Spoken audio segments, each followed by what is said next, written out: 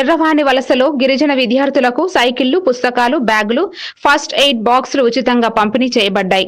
BREDS CEO Addala Ramakrishna Raju ఆధ్వర్యంలో 16 సైకిళ్లు, 7 weighing మిషన్లు, 21 first aid బాక్సులు పంపిణీ చేశారు. కార్యక్రమంలో MPDO Bhanumurthy, sarpanch Bhimarao, vice sarpanch Sureddy, Paidupu Naidu, panchayat secretary Padma, agricultural సిబ్బంది, గిరిజనులు పాల్గొన్నారు.